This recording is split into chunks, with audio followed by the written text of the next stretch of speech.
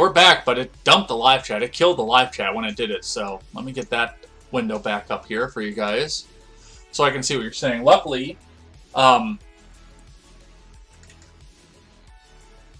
we do have the backlog still on DLive, so I can still see what you're saying over here. This poor girl. Come on, girl. You can do it a little bit longer. Then we'll get back to the big computer, and you can retire once again. But, I mean, thank you for the Atlanta Journal-Constitution for, doing the hard work of finding out that there were only 4 dead voters out there. But I wanted to talk just a bit about what the MSNBC had to go on, because, of course, they had to come back and focus on just one part of this, and only one part of this. From MSDNC, Georgia official finds a pro-GOP ballot was cast by a dead voter.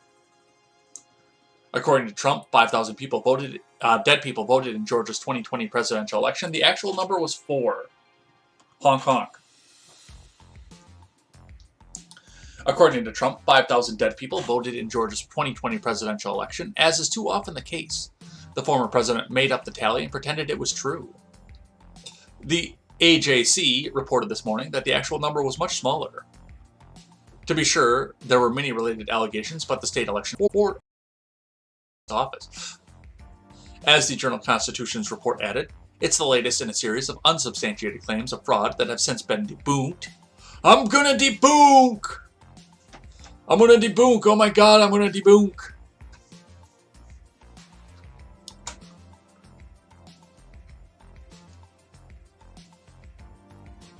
Including allegations of counterfeit ballots, ballot stuffing, and forged absentee ballot signatures. 3 vote counts showed that Trump lost by about 12,000 votes in Georgia, honk honk. And while it's not clear which party's candidates benefited from these 3 of these 4 ballots, the Journal-Constitution pointed to a Sharon Nelson, a 74-year-old widow, who submitted an absentee ballot on behalf of her husband, who died in September 2020, just a couple months before the election. Oh my god! The evil Republicans were cheating to win! Oh my god! Help us all! Help us all! Yeah. Blow me. And make sure it's Maddow. Alright. From the Hill, defense seeks dismissal of indictment in Whitmer kidnapping plot case. From Joe Choi. The lawyers representing the men accused of plotting to kidnap Michigan Governor Gretchen Whitmer last year asked a judge to dismiss the case, pointing to what they call an egregious overreaching on the part of federal agents and informants. The key to the government's plan was to turn a general discontent with Governor Whitmer's COVID-19 restrictions into a crime that could be persecuted.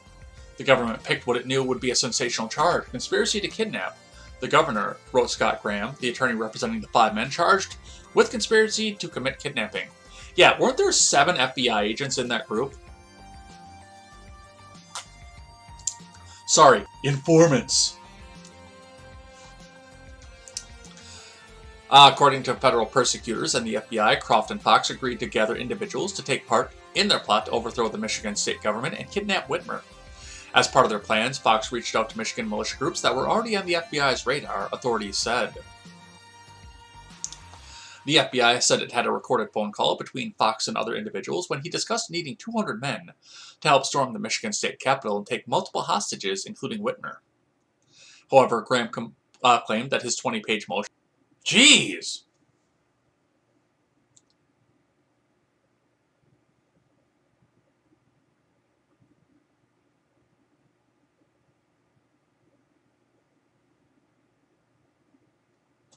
And we're back on again. Yeah, there again, I just looked over my shoulder and saw that the DLive stream was down. It's still flashing red on me. This poor computer. This poor thing. We're still losing frames too, so.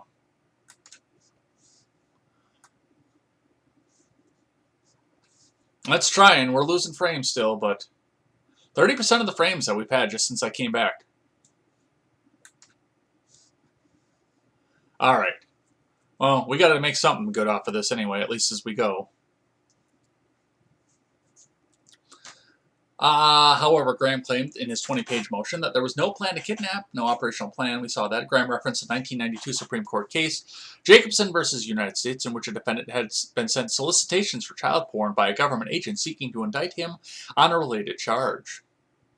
In that case, the Supreme Court ruled prosecutors were unable to prove beyond a reasonable doubt that Keith Jacobson, the defendant and petitioner of the case, was inclined to purchasing child porn without the interference of the government, which in this case was the government agents who sent him solicitations to buy such material. Ron says he's flipping between DLive and Twitch, and I don't know if that means that he's on anything or if anything is working at this point. Got the music back. Graham wrote that his clients, like Jacobson, had been coaxed, persuaded, cajoled into a plot by the informants. He pointed to the reluctance that some members of the group had about kidnapping Whitner, which he said his clients had echoed. Yeah, and I mean, I'm looking back at some of this too, and I'm thinking to myself, okay, so now you expect me to believe that even with Ray Epps standing outside in front of the Capitol, that there was no involvement by people, malicious actors, in the Capitol Selfie Fest. You actually expect me to believe that?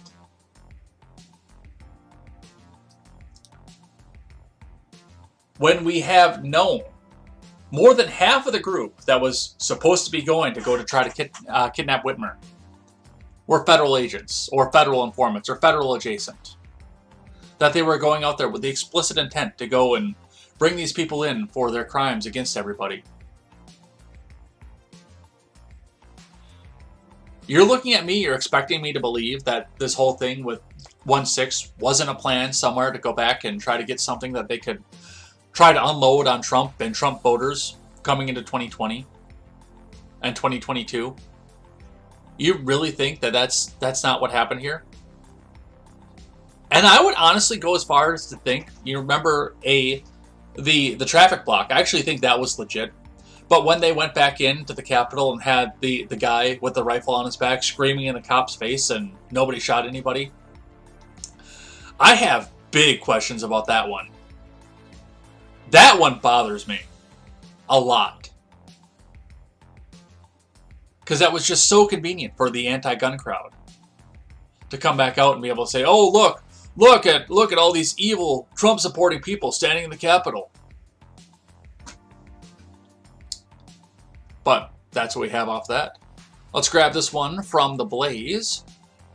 Joe Rogan torches nervous Nancy Pelosi for her response when the reporter confronted her about insider trading. We're fucking co-opted. From Chris Enlow. Joe Rogan sharply criticized House Speaker Nancy Pelosi last week over her nonchalant attitude towards members of Congress allegedly engaging in stock market activity that's not legal. Business Insider reported last month that 52 members of Congress violated the Stock Act, a 2012 law designed to prohibit government employees and members of Congress from insider trading or using non-public information for private gains from the stock market. Allegations of lawmakers profiting from non-public information have long plagued members of Congress. Yeah, we heard about that, and, you know, just a reminder of what it was that she had to say. Should members of Congress and their spouses be banned from trading individual stocks while serving in Congress? No, I don't know to the second one. We have a responsibility to report in the stock, on the stock, but I'm not familiar with that 5-month review, but if people aren't reporting, they should be. Why should they be banned? Because this is a free market and people, we are a free market economy. They should be able to participate in that. It's a free market economy. All right, let's listen. And The Blaze is usually pretty good. Like, they'll put the YouTube video of the whole episode, but they'll forward us up to where it's supposed to be. The Joe Rogan Experience. Did you see Nancy Pelosi defend insider trading? I was just about to ask. What? What'd you say? I don't know, guys. I'm doing great at it. You guys should try it. A bunch of people like were freaking out about it. I think it was Crystal and Sagar. We're doing. I didn't watch it, but I did see the headline. that she apparently. Oh, it's somehow incredible. You have to watch it. It's like She's when just bypassing all the laws to make hella cash. she looks so guilty. It's like when they tell Robert Durst that they know that he did it, and he like starts burping and shit. Just deflect. You think about how much money she's worth. She makes like how much a year? How much does she make a year? She just funnels it to her husband, like, no, he made the money, not me, technically. How much money does she make a year? From being a congresswoman or overall? From being Stuff she's getting now or stuff she's putting away somewhere where no one can see it? She's the Speaker of the House, right? Oh, you mean salary? Probably like a $200,000 job, right? She's a big wig. $600,000. Just on Speaker of the House money, you're saying? No, it can't be No, 600. I don't think it's that money. Fauci's the highest paid government employee, and he's slightly 223. 223, and Fauci is slightly less than $500,000. Jeez. Yes, they got to make their money on the side. But Fauci's like the highest paid government employee. I think Fauci might even be. I think more than the president. No, I think the president makes a little more than that. Presidents make $400,000. They got to start paying them more. They get better people. Yeah. $10 million job. They make their money when they get out. Cuban might do it. Yeah. But it's like an investment. If you get out, you will have money for speaking engagements. Yeah. With all the companies that you helped, all the companies that you like, hey, I like you. Yeah. Let's hang out. Let's party. Yeah. They're like, hey, Mike, the former president, we'd love to have you come speak at our conference, and we're willing to pay you $500,000. So there's these like weird bribes. Yeah. When? But I'm in office right now. It's like, right after you get out. It's not that. It's kind of genius. It's a genius con game. What it is like a virus finds its way through the system. And they never tell on each other. Yeah. The left and the right side. Just like, no, we're all in that game. Yeah, that's the game of making big money after you quit. Is that who that is? Is Ari Schaffer? I don't know who this is. I haven't seen this episode. This just popped up on the Blaze, and that is Rogan, for all of his faults, of which he has many. For like the past 2 months, has been spot on everything that he's done. Like I listened to on Thanksgiving on the way up. It's not just the political stuff. I sat and listened to him interview Ron White on the way up to my mom and dad's for Thanksgiving, and it was incredible. He was touching on questions that people had not even thought to ask Ron White, a comedian, a guy who isn't in the political system, but still asking him, okay, how does this public policy affect you? How does this affect you? How does this affect you? So I don't know who Ari Schaffer is. I would definitely look into that and see a little bit more of that. But I mean, Rogan is spot on. The thing with the insider trading, yeah, these people get access to information that you and I don't get access to because they make the laws that affect these companies, and then they come back and clean up and reap the rewards. It's not a secret. It's not a secret at all.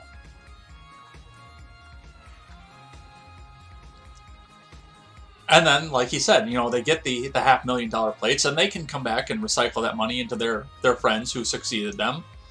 It's all a big money grab. It's a big club, and you're not in it. 1386, Edward Snowden. I didn't realize that he'd done that one either. I'm going to have to look into that one. Maybe I'll listen to that on the way home. All right. From Just the News, rather, Rand Paul's naughty list exposes $52 billion in wasteful federal spending. That's it? That's just like turning the lights on at the Capitol. $56 billion worth of wasteful spending. That's turning the lights on in the Capitol building on a Tuesday. $56 billion.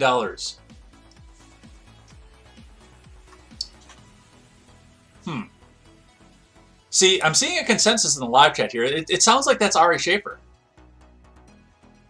Maybe we get one more person to tell me. One more. Then I'll be convinced. This is from Madeline Hubbard. Rand Paul has created a naughty list to highlight the wasteful spending from COVID-19 aid to Afghanistan.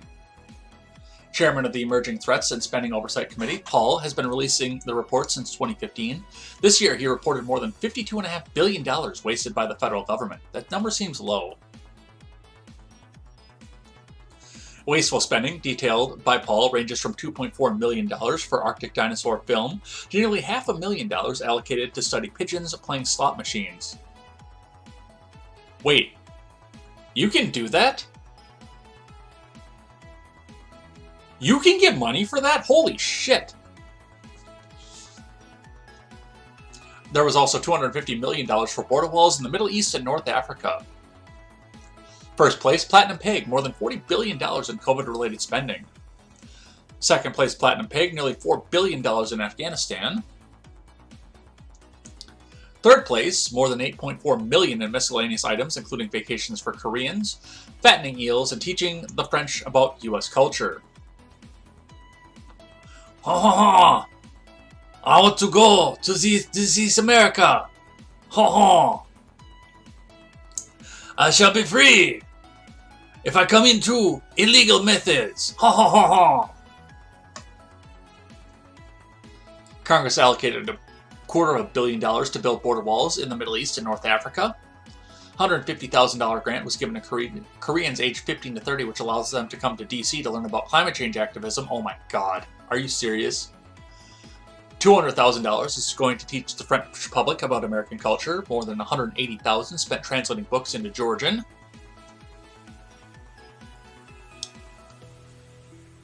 More than $460,000 was given to study pigeon gambling on slot machines. Are you fucking serious? Cost the FDA $337,500 fat eels for human consumption. For sushi. Nearly $3.5 billion went to spending 20 years developing a failed amphibious combat vehicle. Not forgetting Social Security. Paul reports that $4.2 billion was spent on overpayments. Oh, the DC Metro has also given more than $28,000 for the ride-sharing program Lyft to pick up riders when the Metro is closed. Wow. Well, yeah. That's the government for you.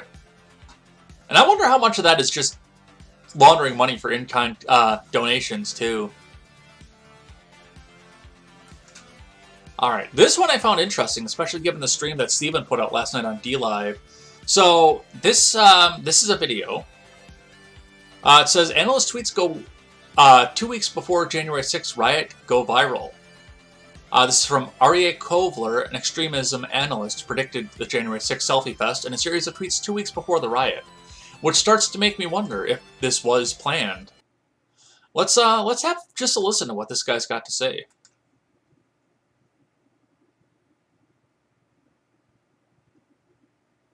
Maybe.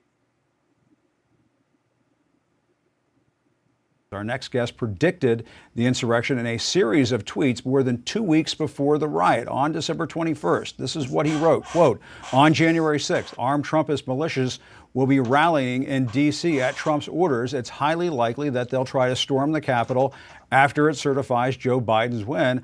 I don't think this has sunk in yet. Well, in order for that to be true, first they would have had to do it at Trump's orders and not 20 minutes before he was done speaking. That's the first problem I have with this. Actually, no, I take that back. The first problem that I have with this is the fact that it's Jim a cocksucker. The second problem is the fact that this was happening while the Donald was still speaking, 20 blocks away. Perspective now from the author of that tweet, extremism and political analyst and founding Aryeh Kovler.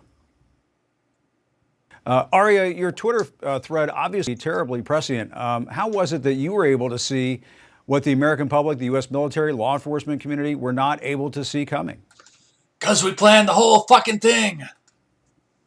I think I've been keeping a very close eye on those forums, open and public. Uh-oh. That's not good. Where Trump's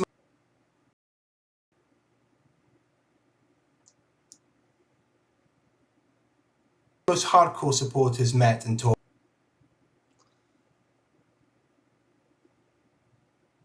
Alright, I'm like 6 seconds away from saying the fuck with CNN.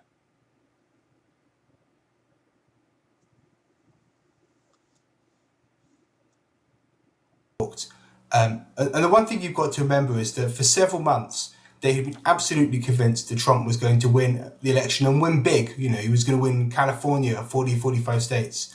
And then after Election Day, when obviously he lost, Trump continued to say, I won, and you're going to see soon. And they all believed him But they didn't just believe that the election was stolen. They believed Trump had a plan to win. And they were any day now it was going to be proved. And January the 6th was the last real day that you could keep that fantasy alive. And so when Trump himself summoned them to DC on January the 6th, this was really only going to go one way. These were people who were coming to DC expecting to watch Trump win somehow. Whether that was by Congress somehow nevertheless deciding to make him the president and throw out the Biden votes, or whether it was by Trump using the military or perhaps the crowd themselves as the militia to basically storm Congress and install a dictatorship. So once they were there, and they were there because he called them there, I think it was only going to go one way. And these threats. Yes, and a person who was in the crowds in the midst of all of this saying, "Let's go into the Capitol," and all the people around him saying, "No! Fed! Fed! Fed! Fed!" Yeah. What a bunch of shit. All right. I put this one on here because I know that Katie Zed would appreciate the fact that this happened here. And a few other people who noted the fact of the other woman that we were talking about, the former president of Planned Parenthood. Well, let's talk about the attorney who won Roe versus Wade, who has passed away at 76.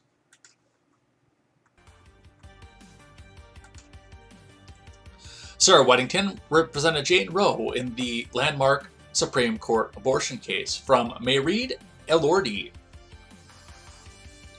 Sarah Weddington, the attorney who represented Jane Roe in the landmark Supreme Court abortion case Roe versus Wade, has died. She was 76. Weddington passed away in her Austin, Texas home on Sunday, according to Susan Hayes, Weddington's former student and colleague. She had reportedly been battling with health issues for several years before her death. A minister's daughter and a Texas native, Weddington went to law school at the University of Texas and later teamed up with her former classmate, Linda Coffey, to bring a class action lawsuit challenging Texas's abortion ban. During their search for plaintiffs, Weddington and Coffey met Norma, pregnant at the time with her third child, and wanted an abortion. McCorvey was 22 at the time and had struggled with drug abuse and poverty. McCorvey died in 2017 at 69. Weddington had successfully represented McCorvey, referred to in court documents as Jane Roe in Roe versus Wade. The Supreme Court decision that legalized abortion nationwide in 73. The case was initially brought against the Dallas County District Attorney, Henry Wade, but towards the end of her life, she suggested that her conversion and activism were financially motivated. Sarah Weddington was a Texas giant. Texas State Rep John Boosie, a Democrat representing the Austin area, wrote in a Sunday tweet, "Her passion for reproductive freedom was matched by her compassion for our neighbors."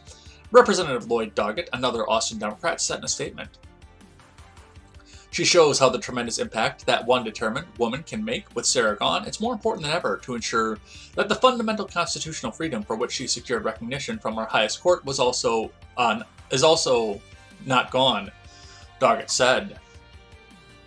Every year since Roe, pro-life Americans have gathered in D.C. for the March for Life on the anniversary of the court's decision. Thousands of pro-life students, mothers, fathers, and others marched down Constitution Avenue and up the steps of the Supreme Court to protest legalized abortion. I kind of actually want to get involved in that, but after everything that's happened with this, I would love to march in the March for Life. But I really feel like it's going to be kind of glowy this year.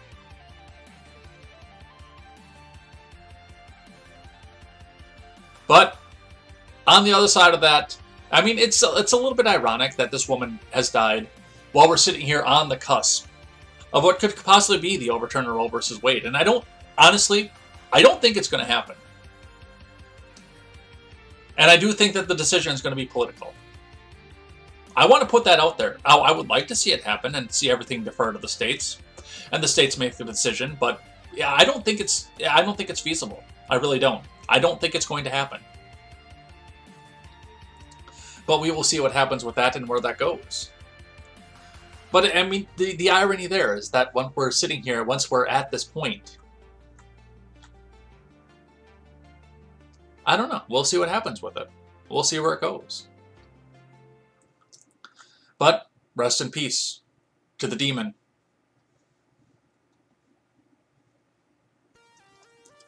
All right. I have just 3 more, then we will do Twitter trending and head out of here for the day. It's about insurrection. CNN analyst pushes the absurd idea that the father who told Biden about the father who told Biden, "Let's go, Brandon." From Chris Enlow. They need this insurrection. They need this in the worst way. You just listen to it in the rhetoric. CNN was not happy that the Oregon father that said, "Let's go, Brandon," while speaking with President Biden on Christmas Eve. In fact, a CNN analyst reacting to the viral incident concluded the moment represented everything wrong with the current political climate in America, and it's really about insurrection. The analyst somehow forgot about the vulgarity towards the former president was praised when he was in the White House. Ron Brownstein, a senior political analyst at CNN and senior editor at The Atlantic, was asked Friday what the incident, characterized by the CNN host as disrespecting the office of the president to his face, says about the political climate in the country. Let's listen. Let's talk about what happened today with Joe Biden, along with the First Lady Jill Biden, visiting Children's National Medical Center here in Washington. He spoke with kids around the country as part of a Santa Tracker event. In one specific phone call, a father of four named Jared made it awkward and political, and just listen to this. By the way, you guys have to be in bed by 9 o'clock, you know, and asleep between 9 and 12, or he doesn't show up. This isn't to you, Jared. This is to the kids. Right. Oh, this is to the kids. Well, I hope you have a wonderful Christmas. Well, yeah, I hope you guys have a wonderful Christmas as well. Merry Christmas, and let's go, Brandon. Let's go, Brandon. I agree. Let's go, Brandon, for those that don't know, is slang for F Joe Biden. Ron, the president is trying to be nice to kids. He doesn't really have to do this. They were very pleasant. What does it tell you that somebody is rude like that and disrespects the office of the president to his face about the political climate in this country? Yeah, look, it's ungracious, it's juvenile, it's reprehensible by the father. But I don't think it's fundamentally about incivility. I think it is fundamentally about insurrection. I don't know the individual, but the whole "let's go, Brandon" kind of motif is a reflection of the view, 2/3 of the Republican base, driven by Trump's claims, false claims, and the big lie that Biden is an illegitimate president. And it reflects as well the findings in multiple polls by the American Enterprise Institute, Vanderbilt University, and others, that a majority of Republican voters now say the American way of life is disappearing so fast, the traditional American way of life, that we may have to use force to save it. I think you're seeing this is a manifestation not just of incivility, but of the fundamental view of the illegitimacy and the ominous shores that we're kind of sailing toward very quickly in 2022 and especially 2024. Yeah, see, there's a level to that, but once again, I mean, when I was tweeting back and forth with John one night. It was before I left. I think it was the night before Christmas. Yeah, it was Christmas Eve because I grabbed some Fazoli's, and that's actually when I made the tweet. It was Christmas. No, it wasn't Christmas Eve. It was the day before Christmas Eve. I'll get my date straight, I promise. So it was the day before Christmas Eve. I just bought the Christmas present for my niece at the Target. I went over to the Fazoli's to get something to eat, and I saw the tweet in there. And, you know, they talk about how horrible it is that nobody has respect for the office of the presidency, when realistically, I mean, John pointed out, it says, you know, he wanted proof over what the person he was arguing with was saying, that, you know, if Dave Smith went and ran for president, all of his mindless drones would come back and vote for him. Now, I would not vote for Dave Smith. I don't know enough about him, number one, but from what I do know about him, I'm not that impressed. But the accuser said, well, you know, Dave Smith could get up there on the debate stage and scream, Baba Booey for 2 hours, and you guys would vote for him even if he did that. And I said, yeah, I probably would. Because that embodies the lack of respect and seriousness I afford to that office. Yeah, absolutely, I would vote for him for that. Plus, a guy that would come up there and say, oh, yeah, I'm just going to say Baba Booey among all of my high-paid opponents over here who are paid by the political machine, and be confident in this still. That's the guy I want negotiating with foreign adversaries. That's the guy I want right there. But yeah, there's no reason to respect that office. It's not even supposed to have an effect on your life. That's the worst part of it. The amount of effect that these people have allowed the presidency to have on their lives. It's insane. But you know what will have effect on your lives, or at least your children's lives? Libs of TikTok. I got another Libs of TikTok for you. To the parents, this is a preschool teacher right here. I'm not going to read the captions. I don't know. If there's no voice on this, I'll read the captions. But here's a preschool teacher for you. To the parents who refuse to educate their children on queerness. I'm an openly non-binary preschool teacher. I talk to students about pronouns, transness, gender expression, and sexuality. Okay, groomer. Good luck with that. And why is this such a sultry thing? Let me take the volume off of this. But why is this a sultry dance? Why is she making that face? Is there a reason for that? I don't know. Every day we fall further from God. All right. Last one. And then we'll do Twitter trending and head out of here for the day. The View is struggling to find a conservative woman who won't get hostile debating the show's liberal co-hosts. Report. Translation. They're trying to find a court jester who will just roll over with whatever it is that they want to say. From John L. Dorman. Since the departure of Meghan McCain from ABC's The View earlier this year, the oft-raucous panel has lacked a permanent Republican panelist. And several of the co-hosts are pushing the network to nix the rotation of guest hosts and select a conservative replacement, according to Politico. The past few months have featured guest hosting stints by a range of conservative women, including former Secretary of State Condoleezza Rice, former HP Chief Executive Officer Carly Fiorina, not a conservative, former Fox News journalist Gretchen Carlson, political commentator S.E. Cupp, former White House Director of Strategic Communications Alyssa Farah, and former State Department spokesperson Morgan Ortagus. In August, executive producer Brian Tata told The Wrap that he was taking a little time to find the long-running daytime show's next host. However, months after McCain's exit, there has been no resolution on selecting a permanent panelist, and co-hosts Joy Behar, Whoopi Goldberg, and Sunny Hostin have reportedly made it known that their continued guest hosting have disrupted the energy of the show. Oh, good God, no. We don't want to interrupt a massive amount of negativity on our show? God help us! And it's, once again, it's got to be a specific person. Let's see why Anderson Cooper is trending. Maybe. Anderson Cooper is floating the idea of withholding Social Security from the unvaxxed. Hope you, Bill Gates, nearly has a full-blown orgasm hearing Anderson Cooper suggest withholding people Social Security if they don't take the vax. We can listen to that. Maybe if you don't get booted one more time.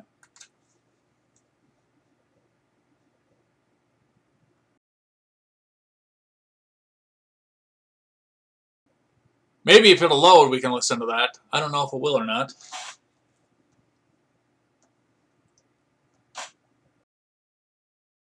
Does not look like that's going to load for us. Bill Gates and Anderson Cooper laughed about the idea of withholding Social Security from people who don't vaccine. And they went home to their estates where servants probably fed them. But your neighbors are working 2 jobs, barely making $50K a year, are the enemy. Yeah, that's actually not a bad way to put that either. Let's see if we can get this Social Security, you need to be vaccinated if you want to get whatever benefits they give. You need to be vaccinated. Social Security. And you know what the worst part of this is, by the way, when we hear something like this? Asking for a drug test for welfare is racist. Get your vax card so you can come back out and participate and get the Social Security that you paid in to for your entire life is somehow okay, but asking for a drug test for a welfare check, which I don't agree with given the Fourth Amendment, but still I understand the sentiment of that. That's somehow racist.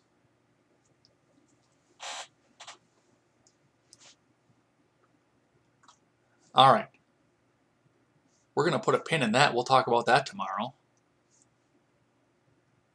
All right, next one. Tuesday motivations, Tuesday feeling will be skipped. Blooming Sauna Day.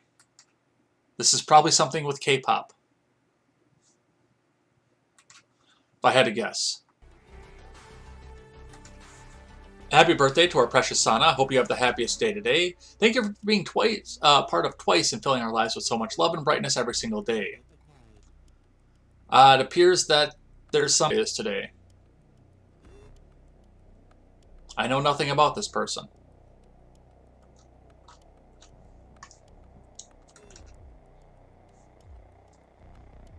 All right. So that's 3. What else do we have? What's not on my resolution list? Well, let's see. What's not on your resolution list? Watching the scale, says Kira. I put the scale in the bathroom corner, and that's where the little liar will stay until she apologizes. Socializing more. I don't believe in setting myself up for failure. I used to make resolutions, but it caused me anxiety. If I didn't accomplish the things, I'd get sad. I live in the moment and try not to focus. I know what I should or shouldn't be doing. What's not on my resolution list? What's not on my resolution list? Sucking up to people who don't really care about me.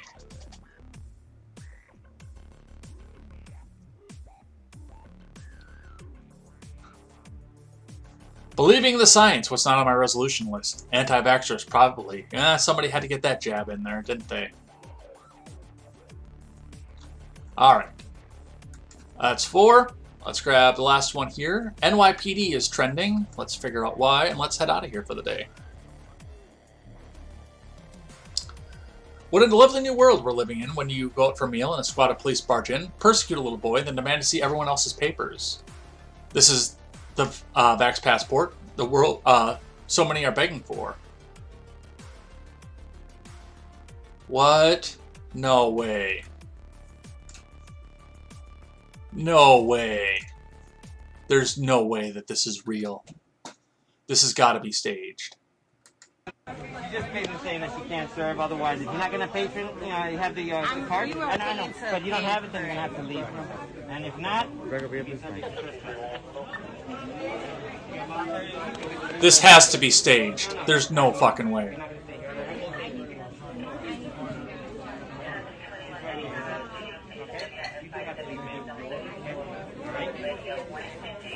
You came in with a jacket? Wow. Scaring a child, traumatizing a child. Hope you feel good about yourself, NYPD.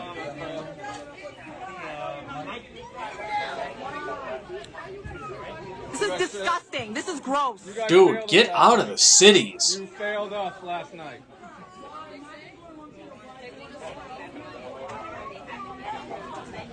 Get out of these cities, you guys. Disgraceful. You failed. You failed yourself, NYPD. You failed yourself. Is this what you signed up for? Is this what justice looks like for you? Is this what you dreamed of when you wanted to be a cop?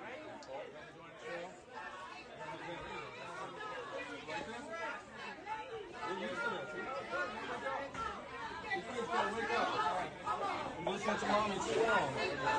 You got vaccines so you can come in. You're killing yourselves to live. You're killing yourselves to live. Look at this. Attention, please. All right, unless you have vaccination cards, all right, you have to exit the restaurant. All right. If you leave voluntarily, all right, you will not be pressed. There will not charges pressed against you. Otherwise, you will be arrested for trespassing.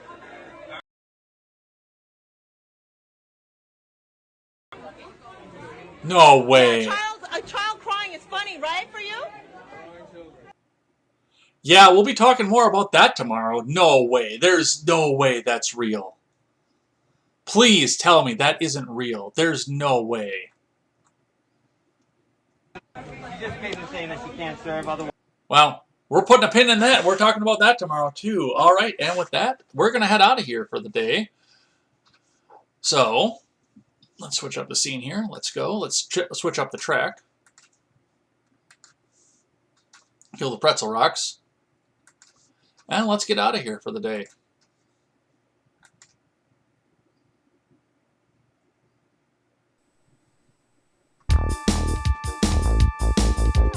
Jesus, that's loud. All right, so thanks everybody who came by and chatted and hung out in the live chat and watched headlines this morning here. Well, I thought it might have been a little bit shorter show than normal, but it is a little bit shorter show than normal here too. So the time zone's kind of throwing me off. I can't believe it's 10:30 already in the morning here, but I did get started a little bit late too because of, technical difficulties over here. But we're here. We're heading off for the day here, so come back tomorrow morning and join us for more headlines and more news and more commentary as well. We will see you then, and, well, we'll hope to see you there. Until then, I am Jay Edgar, and this is Contemporary. Take care.